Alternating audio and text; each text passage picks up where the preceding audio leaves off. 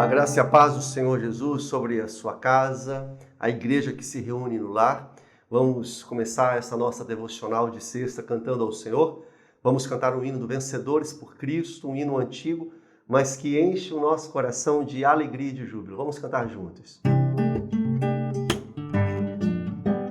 Satisfação é ter a Cristo, não há melhor. Prazer já visto, sou de Jesus, agora eu sinto satisfação sem fim.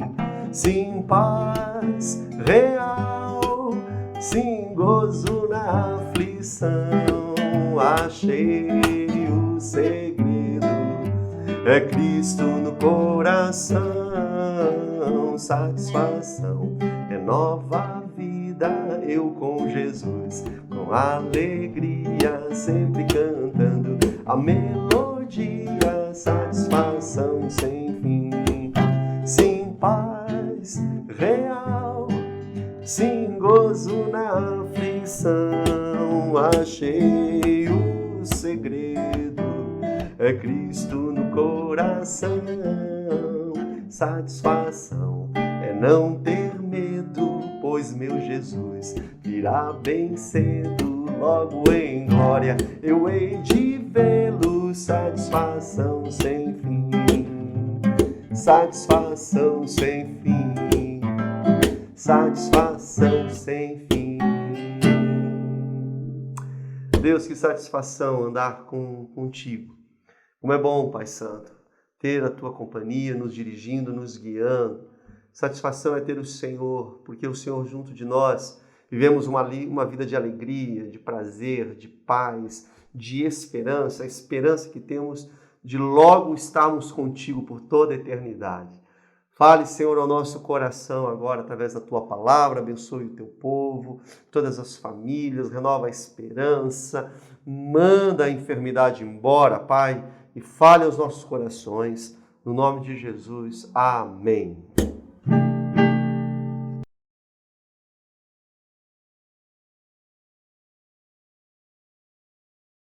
Meus irmãos, nós já cantamos ao Senhor.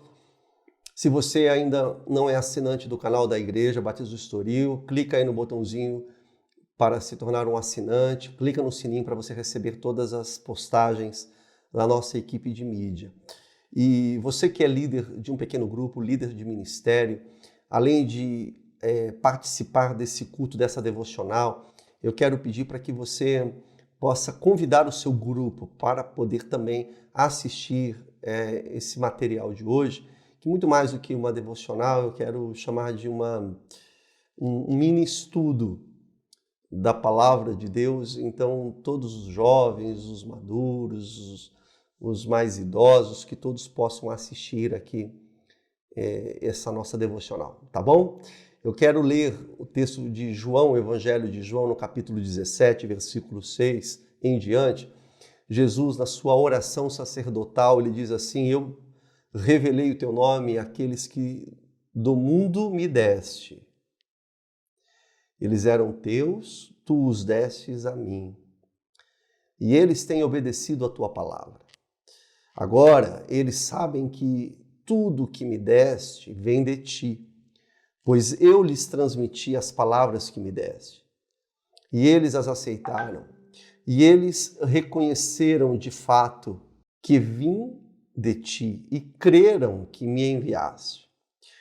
Eu rogo por eles, não rogo pelo mundo, mas por aqueles que me deste, pois são teus. Palavras do Senhor Jesus, daqueles que receberam a Cristo como seu único Senhor e Salvador e se tornaram agora discípulos de Jesus Cristo. Eu quero dizer uma coisa para você, abrindo aqui esse momento. Se você não tem certeza para onde você vai após a sua morte, eu quero dizer o seguinte, que você está com um problemão muito sério. Problema muito sério, muito mais sério do que coronavírus, do que desemprego. Se você não tem certeza para onde você vai após a sua morte, você está com um problemão. E nós não podemos dourar a pílula. Entende? Dizendo, não, tudo bem, tá tudo certo, vai aí na boa. Jesus é misericordioso, depois vai dar certo. Não é assim. Aliás, o nosso Senhor, o Senhor Jesus Cristo, foi quem mais falou de inferno, juízo final, o lago de fogo e enxofre, foi o nosso Senhor Jesus. Nós já falamos aqui em uma das nossas devocionais que Jesus mesmo, ele vai dizer lá em Mateus capítulo 10, ele vai dizer assim, olha, não tema quem pode matar o teu corpo. Jesus falou, não tem medo disso não tem medo de vírus, coronavírus, bactéria, entendeu? Nada, enfermidade, não tenha medo, mas tema aquele que pode lançar tanto o teu corpo quanto a tua alma no inferno. Jesus se referia a Deus. Isso está lá em Mateus capítulo 10, no versículo 28.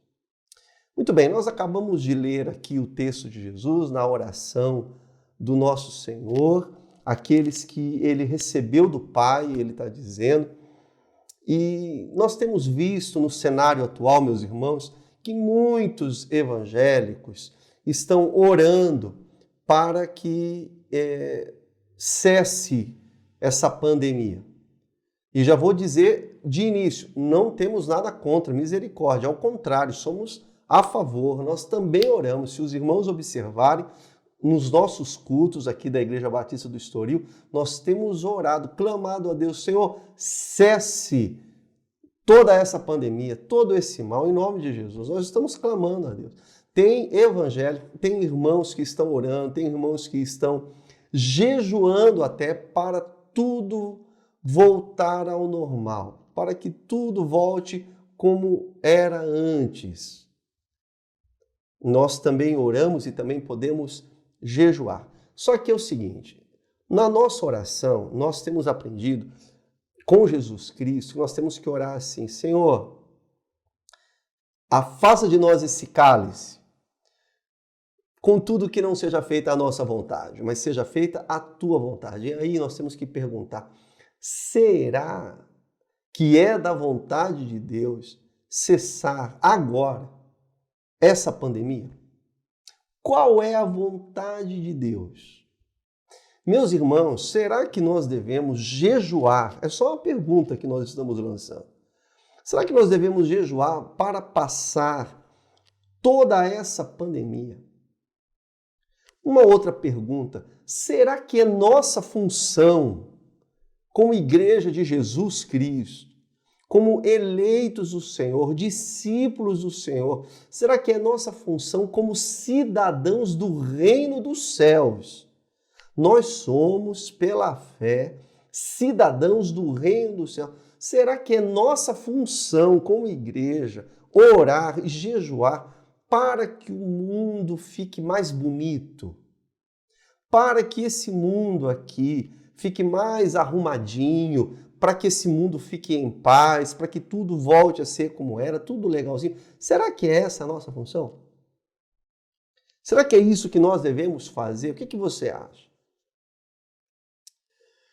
Porque, meus irmãos, quando nós olhamos para a Bíblia, nós vemos que no Evangelho de Jesus Cristo, que a nossa missão como crentes em Jesus, como discípulos de Jesus, como cidadãos do reino, a nossa missão não é de melhorar o mundo. Não é isso. É claro que enquanto estamos aqui no mundo, nós oramos pela paz, nós trabalhamos pela ordem, trabalhamos pela ética, pela verdade. Essa é a nossa função. Mas o Evangelho não nos dá a missão de melhorar esse mundo. Ao contrário, quando nós olhamos para a Bíblia, nós vemos que o Evangelho nos dá a missão de resgatar do mundo aqueles que foram escolhidos por Jesus. É ao contrário. É ao contrário, é de resgatar do mundo, da corrupção, do pecado, do sistema corrompido, todos aqueles que foram escolhidos por Jesus, todos aqueles que foram lavados e remidos no sangue de Jesus. Você observou aí o texto? Você está com a tua Bíblia, por favor, abra sua Bíblia. Aí no texto que nós lemos, em João capítulo 17, nessa oração do nosso Senhor, Jesus afirmou assim: não rogo pelo mundo. Não rogo pelo mundo, mas por aqueles que me deste, porque esses são os seus. Anotou aí? Anotou aí? Olha Jesus, o nosso exemplo, o exemplo que ele está nos dando. Ele não roga pelo mundo. Esse reino aqui desse mundo não é o reino de Cristo, não é o reino de Jesus, não é o reino da igreja, não é o nosso reino. Nós somos do reino celestial, meus irmãos. Eu sei que não é fácil esse desapego, mas nós temos que olhar com maior cautela para a palavra de Deus. Então, assim, eu acho que é muito difícil encaixarmos o jejum na ótica bíblica para que seja exterminado, para que cesse toda essa crise de pandemia, toda essa crise viral do mundo. Eu acho difícil. Quando nós olhamos para o jejum bíblico, sobretudo o jejum neotestamentário para a Igreja de Jesus, jejuar para cessar o vírus, para que tudo volte ao normal. Eu acho assim, um pouco complicado isso daí.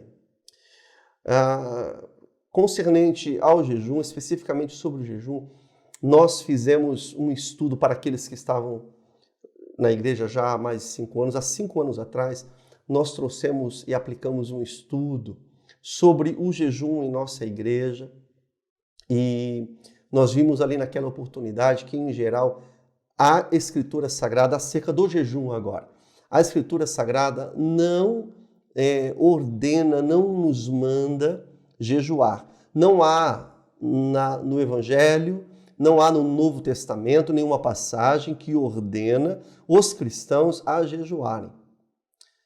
O jejum não é algo que Deus exige do seu povo.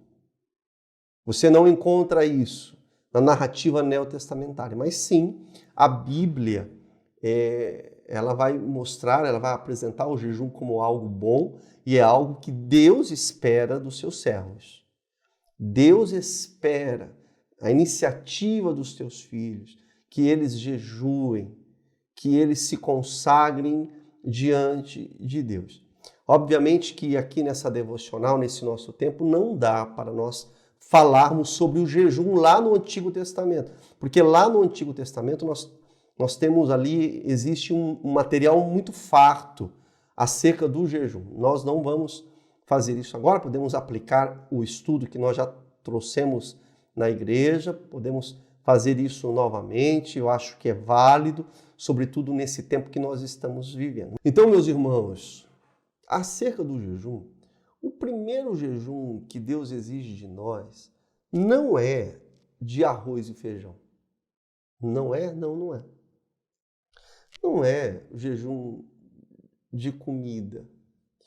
Mas o primeiro jejum que Deus exige de nós é daquilo que nos consome. O primeiro jejum que Deus exige de nós é daquilo que nos arruína como pessoa, como crentes.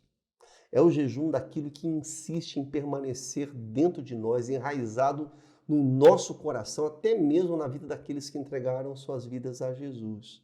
O que é? É o jejum da vaidade. A vaidade é um problema. É o pensar de forma elevada acerca de nós mesmos. Aliás, o Satanás, ele caiu por causa da vaidade. Foi criado como um anjo de luz para a glória de Deus. E aí pensou elevadamente acerca de si. E isso foi a ruína dele. Agora, é óbvio que na Bíblia, frequentemente, quando se fala de jejum, fala da falta de comida, da privação de alimento. Só que o jejum, ele tem o objetivo, acima de tudo, de desviar os nossos olhos das coisas aqui desse mundo. Esse é o objetivo, essa é a finalidade. De direcionar a nossa mente, os nossos olhos, a nossa intenção a Deus. De demonstrar para Deus que nós queremos mais de Deus, sermos cheios do Espírito Santo, levar o nosso relacionamento a sério com Deus.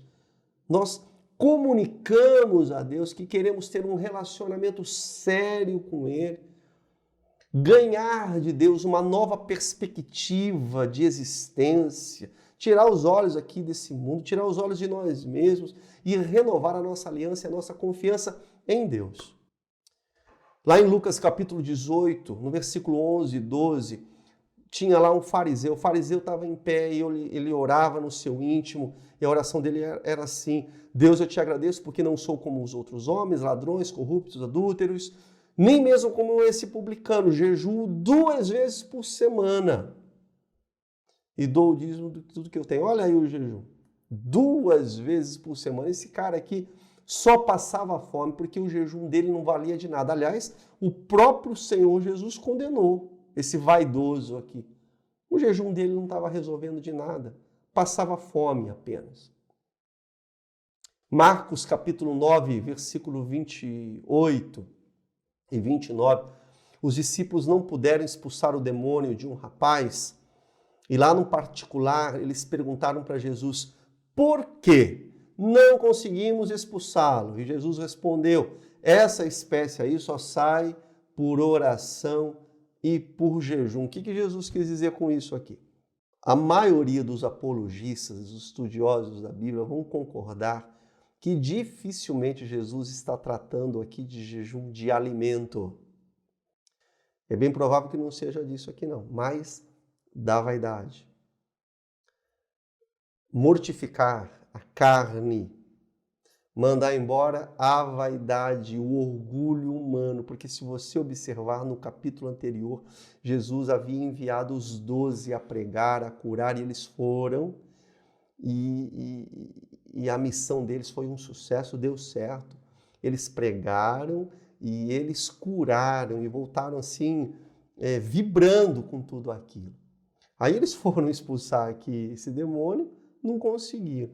Logo em seguida, se você observar na tua Bíblia, observe aí na tua Bíblia, essa passagem está em Marcos, em Lucas e Mateus também. Eu não sei se em Marcos, mas logo em seguida em Lucas, você vai perceber, meu irmão, que eles entram em disputa para ver quem era o maior entre eles, está vendo? Esse é o problema, a vaidade humana.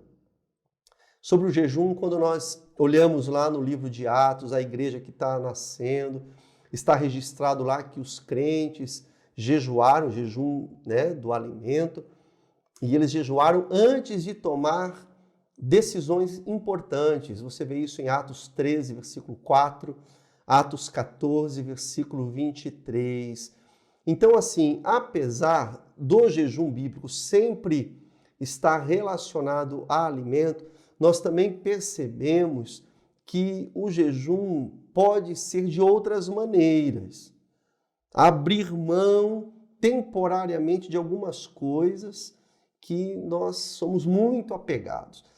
Por exemplo, lá em 1 Coríntios capítulo 7, versículo 5, o apóstolo Paulo vai falar sobre o marido e a esposa se negarem por um determinado período a fim de consagração. Então, tá aí. É um jejum. É um tipo de um jejum, não é? O jejum ele deve ser limitado por um determinado tempo e não tem o foco de punir a carne, ao contrário. Acima de tudo, é para que nós possamos nos concentrar mais em Deus. Isso é o foco do jejum. Olhar mais para Deus, tirar os olhos das coisas desse mundo, se concentrar no Senhor. O jejum tem essa finalidade de nos separar do mundo e, olha, inclusive de nós mesmos, de mim mesmo, da minha carne, das minhas vontades, dos meus desejos. Agora, um detalhe que é muito importante quando nós falamos sobre o jejum, meus irmãos, não é uma maneira de conseguir de Deus aquilo que nós queremos e aquilo que nós precisamos, não tem essa finalidade.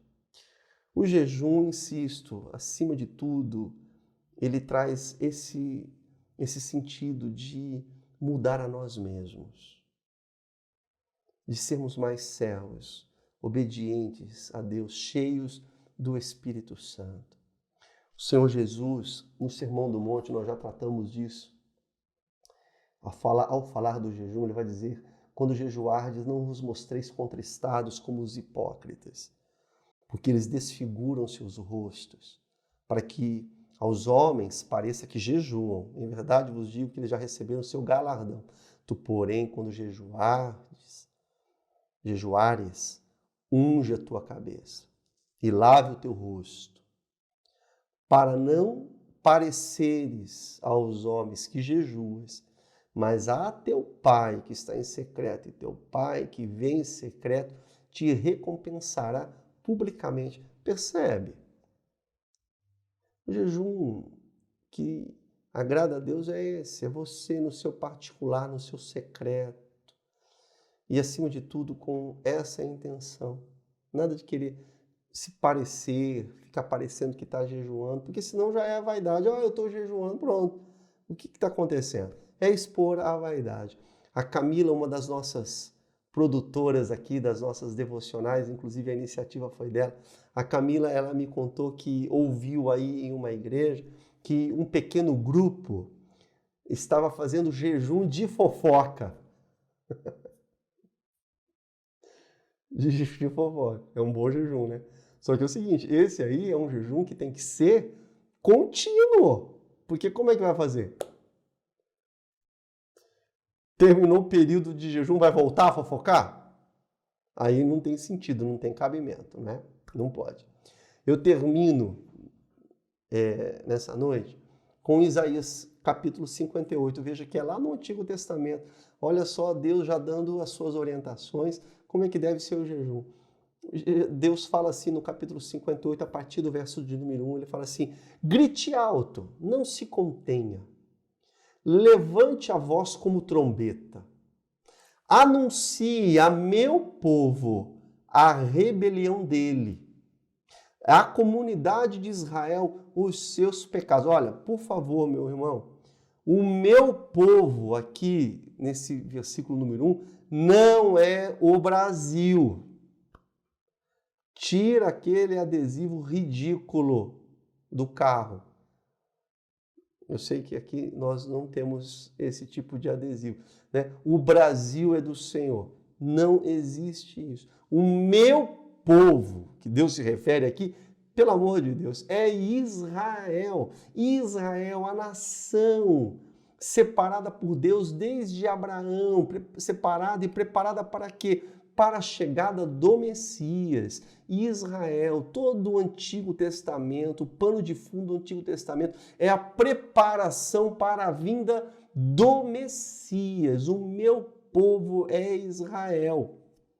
Hoje, o povo de Deus não é nação A, B, C, não é Brasil. O meu povo é a igreja. E a igreja não é desse mundo, como desse mundo eu não sou, disse o Senhor Jesus. O lugar da igreja é o céu. Não vamos nos confundir. Fecha parênteses. Versículo 2. Vamos ler de novo. Versículo 1. Grite alto, não se contenha. Levante a voz como trombeta. Anuncie ao meu povo a rebelião dele, a comunidade de Israel, os seus pecados. Versículo 2. Pois dia a dia me procuram, parecem desejosos de conhecer os meus caminhos, parecem, como se fossem uma nação que faz o que é direito e que não abandonou os mandamentos do seu Deus. Pedem-me decisões justas e parecem desejosos de que Deus se aproxime deles. Olha isso. É até uma ironia de Deus. Versículo 3. Por que jejuamos? Dizem. E não viste? Por que nos humilhamos e não reparaste? Contudo, no dia do seu jejum, Vocês fazem o que é do agrado de vocês e exploram seus empregados. 4. Seu jejum termina em discussão e rixa, em brigas e socos brutais. Vocês não podem jejuar como fazem hoje e esperar que a sua voz seja ouvida no alto. Será esse o jejum que escolhi? É Deus falando.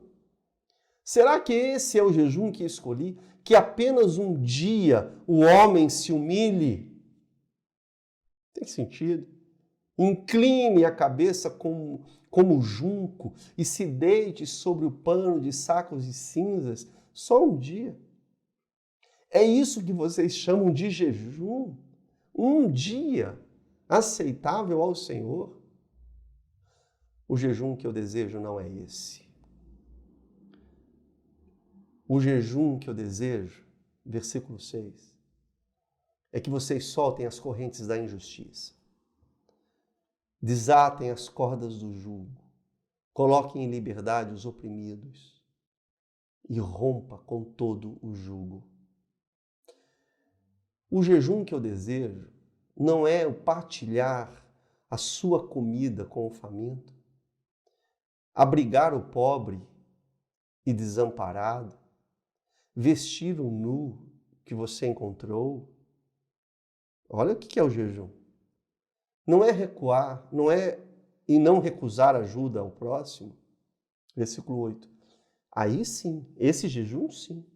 A sua luz irromperá como a alvorada, e prontamente surgirá a sua cura, a sua retidão irá diante de você, e a glória do Senhor estará na sua retaguarda. Aí sim você clamará ao Senhor e Ele responderá. Você gritará por socorro e Ele dirá: aqui estou. Se você eliminar do seu meio o jugo opressor, o dedo acusador e a falsidade do falar, se com renúncia própria você beneficiar os famintos e satisfazer o anseio dos aflitos, então a sua luz despontará nas trevas e a sua noite será como ao meio-dia. O Senhor o guiará constantemente, satisfará os seus desejos numa terra ressequida pelo sol e fortalecerá os seus ossos. Você será como um jardim bem regado, como uma fonte cujas águas nunca faltam. O seu povo reconstruirá as velhas ruínas e restaurará os alicerces antigos. E você será chamado reparador de muros, restaurador de ruas e moradias. Até o versículo 12. É o jejum. Vou jejuar para melhorar a minha saúde. Vou melhorar para me dar bem. Vou jejuar para o Brasil melhorar. Olha, eu sugiro que você vá na Bíblia, em oração, mergulhe no Evangelho, no entendimento da palavra de Deus. Leia o texto, leia o contexto para entender o que a palavra de Deus quer lhe ensinar. Que possamos orar e jejuar, sim, muito, para que possamos estar cada vez mais na presença de Deus, fazendo a vontade de Deus, em obediência a Deus, cheios do Espírito de Deus. Vamos jejuar para que haja um avivamento, conversão, transformação, para que logo possamos estar diante do nosso Senhor por toda a eternidade. Eu quero orar. Feche os seus olhos, eu vou orar com você. Deus querido, obrigado pela tua palavra. Eu não canso de dizer, Pai, como é bom ler a tua palavra, estudar a tua palavra. Na tua palavra nós encontramos a orientação correta para a nossa vida, para que possamos viver uma vida abençoada em obediência ao Senhor, cheios do teu poder, cheios do teu Espírito. Eu peço, Deus, que o Senhor abençoe os meus irmãos, a igreja reunida em suas casas. Amplie, Deus, o nosso entendimento. Abra os nossos olhos, Pai, para o entendimento da Tua palavra. Deus querido, tira de nós toda a vaidade, todo o orgulho. Senhor Jesus, nos ensina, não é fácil, Pai. É uma caminhada, mas nos ensina a nos desapegarmos desse mundo, Pai. Que seja um processo contínuo, vibrante, acelerado, Deus. Que possamos nos desapegar aos poucos, Deus. Que possamos nos desapegar das coisas aqui dessa terra e colocar os nossos olhos no Senhor, no reino eterno, no nosso encontro contigo, Pai Santo, que possamos focar a nossa vida nessa prioridade, Jesus. Ajuda os teus filhos, ajuda, Senhor, a tua igreja, nos abençoe, nos dê uma noite de paz, uma noite de descanso na tua presença e que a tua palavra possa florescer em nossas vidas. Oramos no nome de Jesus Cristo. Amém. Deus abençoe a sua vida, uma ótima noite, uma noite abençoada na presença do Senhor. Até domingo de manhã, Escola Bíblica Online e à noite teremos o nosso culto às 19 horas. Participe e dê um like aí, isso é muito importante. Deus abençoe a todos em nome de Jesus. Tchau.